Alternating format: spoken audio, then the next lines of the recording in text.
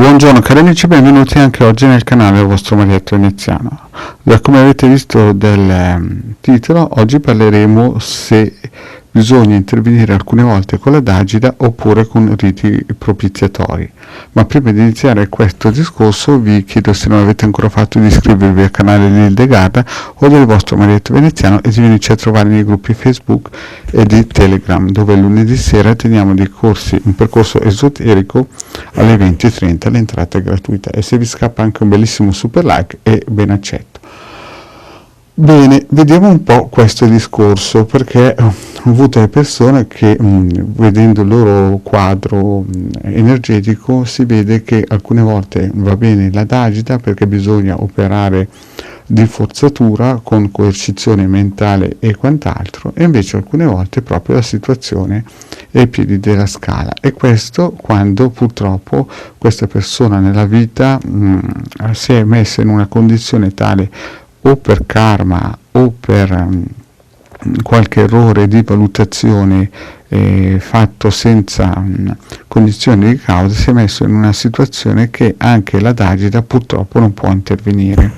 e quindi qui non è che si può fare nient'altro che cercare di radunare energie propizie, energie che portino una ventata di benevolenza e in un certo senso mettere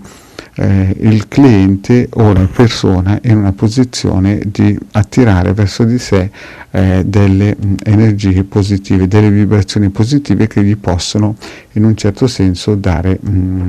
delle nuove chance. Questo potrebbe essere definito anche fortuna, cioè praticamente fare dei riti operativi che attirino delle energie positive, concentriche, che gli diano degli nuovi sbocchi che fino a quel momento lì non si erano e non si potevano sapere che esistessero, e questo si fa con i riti propiziatori. Ci sono tanti tipi di riti propiziatori e questo è anche il compito dell'operatore esoterico, cioè trovare e cercare una soluzione tramite un rito propiziatorio che carichi l'utente, i testimoni, di energie propositive che aprono nuove porte che non si possono vedere in quel momento. Quindi non sempre la Dagida è funzionale, non sempre la Dagida è buona, in alcuni casi bisogna proprio cercare delle strade che sono laterali e non sono lineari. Quindi questo per dirvi che non sempre, quando una persona si punta verso una direzione, bisogna poi seguirla, proprio perché magari con una ricerca radiostesica o con le sibille o con i tarocchi si vede che quella strada purtroppo non porterebbe a nessun obiettivo, cioè praticamente è una strada a senso unico. Ecco, queste due parole del vostro Marietto per dirvi che alcune volte, al posto, perché alcuni mi chiedono, mi telefonano per chiedere: guarda, voglio raggiungere questo obiettivo, ma questo obiettivo magari si vede scrutando un pochettino un po' più in là che non viene raggiunto con quel sistema, e se la persona è coscienziosa, è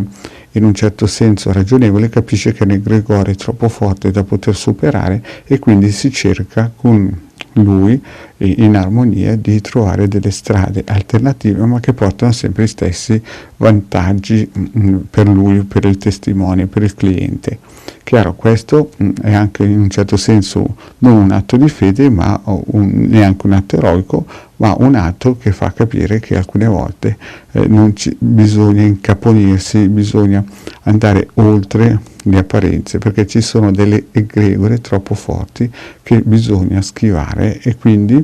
una cosa che il vostro Marietto vi consiglia: dei riti propiziatori. Bene, anche qui per oggi il vostro Marietto è finito questa micro pillola. Vi chiedo, se non l'avete ancora fatto, di iscrivervi al canale di Hildegard Marietto Veneziano e di venirci a trovare nei nostri gruppi Facebook. Grazie cari amici e alla prossima, ciao!